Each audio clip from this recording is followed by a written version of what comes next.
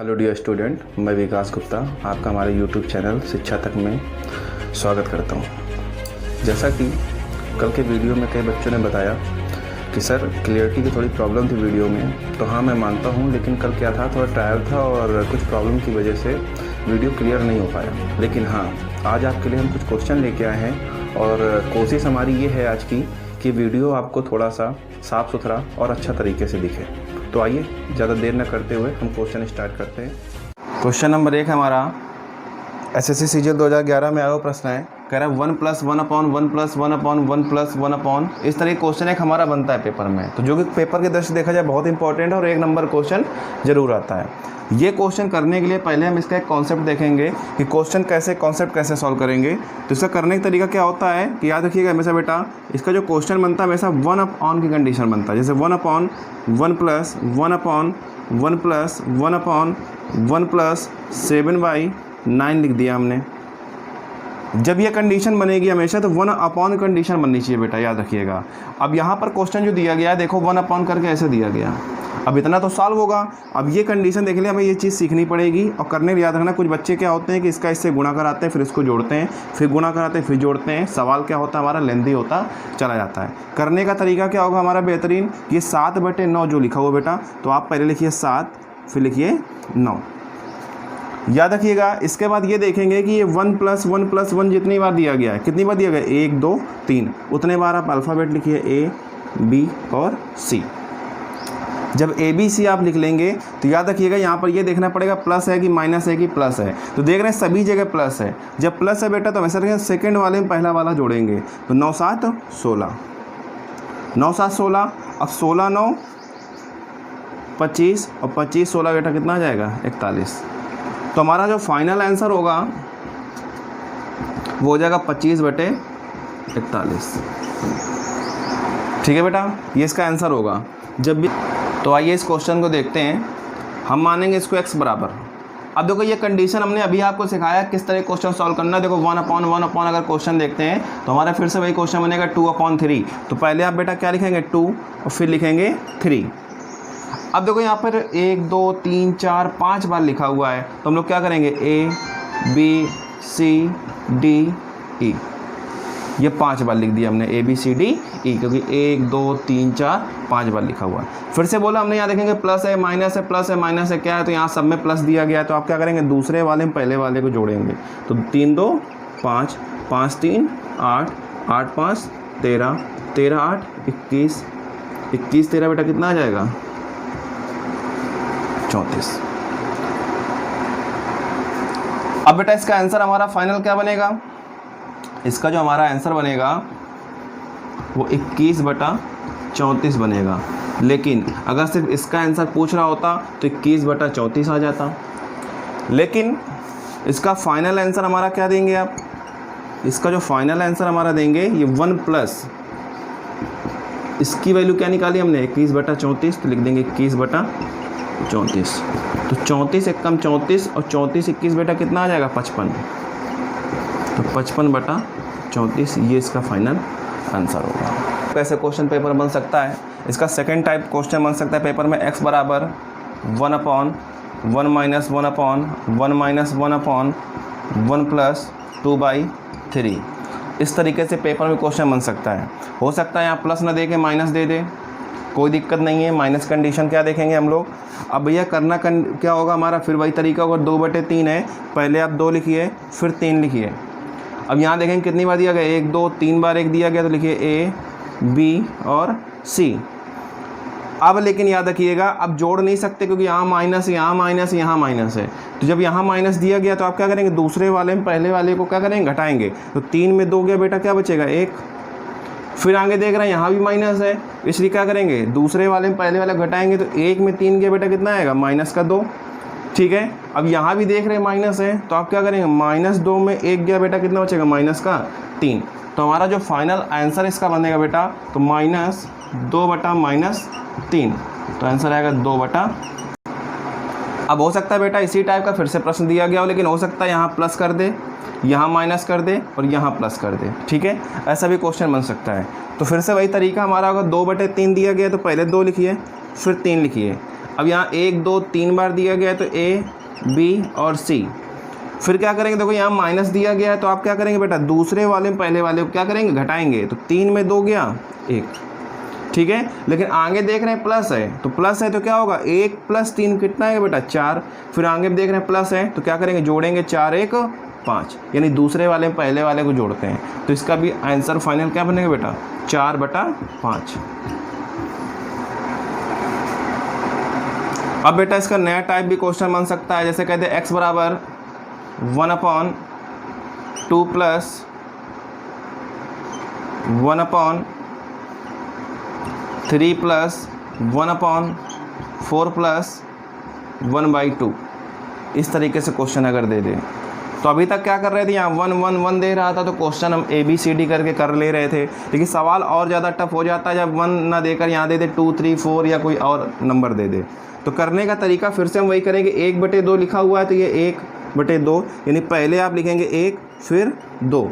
लेकिन अब alphabet ABCD नहीं लिखेंगे, क्यों, क्योंकि यहाँ पर 1 1 1 करके नहीं दिया गया है। तो अब क्या करेंगे, यहाँ से आप शुरू करेंगे। यहाँ क्या दिया है बेटा, 4, तो पहले आप लिखेंगे प्लस का 4, फिर दिया गया 3, ये प्लस का 3, फिर दिया गया 2, ये प्लस का 2 लिख देंगे। अब करने का तरीका क्या होगा बेटा, ये 2 का गुणा कराएंगे किसमें, 4 में, 2 का गुणा 4 में, फिर आगे इसको जोड़ेंगे। जोड़ेंगे क्यों, क्योंकि यहाँ पे प्लस का चिन्ह लगा हुआ है। तो आप क्या करेंगे, 2 चौके 8 और 8 और 1 9, तो यहाँ पे बेटा क्या आ जाएगा, 9। फिर से क्या करेंगे, आप यहाँ गुणा कराएंगे, 9 त्रिका 27, फिर देख रहे हैं यहाँ प्लस लगा हुआ है तो आप क्या करेंगे, 27 में 2 जोड़ेंगे, यानी कितना आएगा बेटा, 29, ठीक है। फिर से क्या करेंगे, 29 का गुणा कराएंगे 2 में, तो 29 दूनी 58 और 58 और 9, 58 9 बेटा कितना हो जाएगा, 67। तो आपका जो फाइनल आंसर होगा वो 29/67 हो जाएगा। ये बेटा एग्जाम में आया हुआ प्रश्न है हमारा, कह रहा है 1/3 - 1/2 - 1/7। जैसा कि मैंने बताया 1 1 ना देकर हो सकता है कि 1 से ज़्यादा नंबर दे दे। तो करने का तरीका हमारा फिर से वही होगा बेटा, यहाँ लिखेंगे 1 और यहाँ लिखेंगे 7, ठीक है। लेकिन यहाँ पर 2 है, ये 3 है, तो आप यहाँ प्लस का 2 लिखेंगे, ये प्लस का 3 लिखेंगे। याद रखना ये माइनस लिखा उससे मतलब नहीं है कि आप यहाँ -2 लिख दें, यहाँ -3 लिख दें, नहीं, ये जो नंबर दिए गए ये प्लस में दिए गए हैं, ठीक है। तो आप प्लस का 2 और प्लस का 3 लिखेंगे। हाँ, लेकिन यहाँ माइनस लगा हुआ तो कंडीशन क्या करने की, फिर से 7 दूना 14 14। अब यहाँ पे 1 को जोड़ेंगे नहीं, क्यों, क्योंकि यहाँ माइनस दिया गया है। तो 7 दूना 14, 14 में 1 गया बेटा, कितना बचेगा, 13, ठीक है।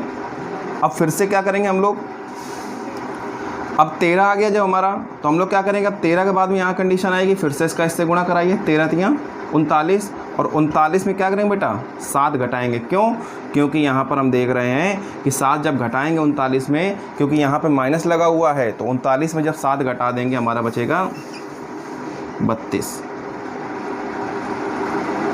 तो इसका फाइनल आंसर हमारा क्या आएगा, इसका हमारा फाइनल आंसर जो आएगा वो 13/32 आएगा, ठीक है। अब बेटा ये सीजीएल मेंस का प्रश्न है हमारा, पेपर में पूछा गया है कि 4 - 5/1 + 1/3 + 1/2 + 1/4। तो आप इसको ही मान लेंगे x बराबर।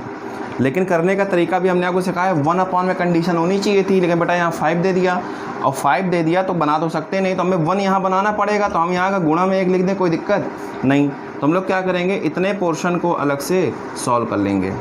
तो देखो 1/1 प्लस फिर से वही कंडीशन बन गई, तो आप क्या करेंगे, 1/4 है, यहाँ लिखिए 1 और यहाँ लिखिए 4, ठीक है बेटा। अब यहाँ 2 3 1 लिखा हुआ है, तो यहाँ प्लस का 2, यहाँ प्लस का 3 और ये प्लस का 1 आ गया। करने का फिर से वही तरीका, प्लस प्लस प्लस लगा हुआ है, तो 4 दूना 8, 8 1 9 आ जाएगा, 9 त्रिका 27 और 27 4 बेटा कितना आ जाएगा, 31, और 31 1 कम 31 और 31 9 बेटा कितना आ जाएगा, 40। तो हमारा फाइनल जो भिन्न बनेगी 31/40, ये भिन्न बनेगी 31/40। लेकिन अगर इसका मान से पूछता हमसे तो 31/40 हम लोग बोल देते। लेकिन यहाँ पर हम देख रहे हैं कि पूरा सवाल सॉल्व करना 4 - 5 भी दिया गया है, तो हमारा जो फाइनल आंसर आप जो बोलेंगे, फाइनल आंसर यहाँ से ये 4 माइनस ये 5 इंटू कितना निकला हमारा भिन्न बेटा, 31/40, यानी 31/40। 5 से काटो 8 बार गया 8 चौके 32, 32 में 31 गया बेटा, कितना बचा 1/8। ये हमारा फाइनल आंसर होगा। दिख रहा है क्या बेटा? हमारा MPPCS में प्रश्न पूछा गया 2016 में 5 - 5/1 + 1/3 + 1/2 + 1/4 दिया गया है। अब फिर से करने का तरीका क्या होगा बेटा? 1 कंडीशन बननी चाहिए, तो आप यहाँ 1 बनाएंगे तो 1 का गुणा करा दीजिए और इसकी वैल्यू निकाल लेंगे। निकालने के लिए 1/4 दिया गया बेटा, यहाँ 1 लिखिए, यहाँ 4 लिखिए। ये 2 है, ये प्लस का 2 हो जाएगा। ये 3 है, ये प्लस का 3 हो जाएगा। ये 1 है, ये प्लस का 1 हो जाएगा। अब देखिए यहाँ से फिर से वही करने का तरीका होगा, ये प्लस प्लस प्लस दिया गया है, तो 4 दूना 8 और 8 1 9, 9 त्रिका 27, 27 4 31, 31 एकम 31, 31 9 40। तो इसकी जो भिन्न बनेगी हमारी वो बनेगी 31/40। लेकिन ये इसका सिर्फ आंसर पूछा जाए तो 31/40 आता, लेकिन इसका आंसर पूछा गया तो इसका फाइनल आंसर क्या आएगा? 5 - 5 गुणा 31/40। यानी इसको काटेंगे 5 8 40, 8 5 40, 40 में 31 गया 9/8।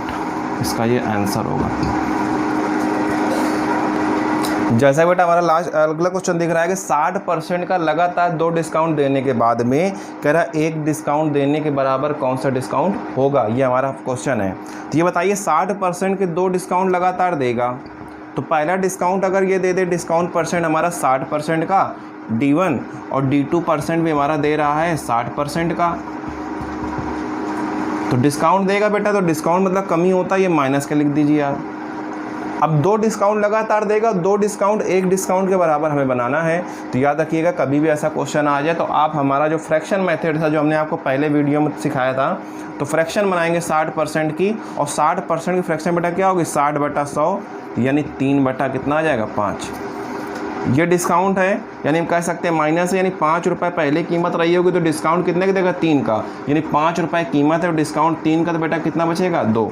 ऐसे 60% फ्रैक्शन यहाँ भी डिस्काउंट 60% का देगा, तो फ्रैक्शन 3/5 है, 5 पे 3 का डिस्काउंट फिर से देगा, तो कितना बचेगा बेटा? 2। यानी प्रारंभिक मूल्य था हमारा 25 रुपये, अंतिम मूल्य था 4 रुपये। तो ये बताओ बेटा, इसको प्रारंभिक बोलेंगे, इसको अंतिम बोलेंगे। तो पहले 25 रुपये थे, अब कितने बेटा? 4 रुपये। तो डिस्काउंट कितने का दे दिया बेटा? कमी आ गई बेटा 21 की, कितने पे? 25 पे गुणा 100, 25 चौको 100, 21 चौको 84% का डिस्काउंट बेटा आ जाएगा। ये हमारा आंसर हो जाएगा। जैसे बेटा उसी टाइप में एक और क्वेश्चन आपको बता दें, जैसे कह रहा है 30%, 20% और 10% के समतुल्य एकल बट्टा पूछ सकता है या समतुल्य बट्टा पूछ सकता है। तभी हमने आपको सिखाया था 2 बट्टे हों या 3 बट्टे हों। करने का तरीका हमारा फिर से वही फ्रैक्शन में से 30% की फ्रैक्शन के बटेगी बेटा 30/10, 20% फ्रैक्शन 1/5 और 10% की 1/10 फ्रैक्शन बनेगी।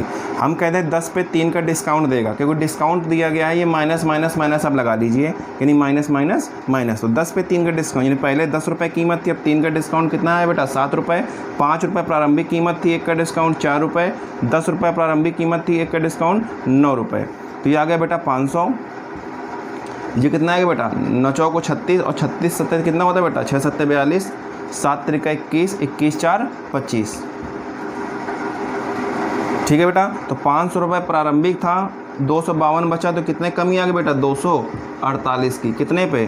500 पे गुणा 100, 2 जीरो से 2 जीरो काटा, 5 चौको 20, 5 45, 5 6 का 30, 49.6% की डिस्काउंट आ जाएगी। ये समतुल्य बट्टा हमारा होगा बेटा।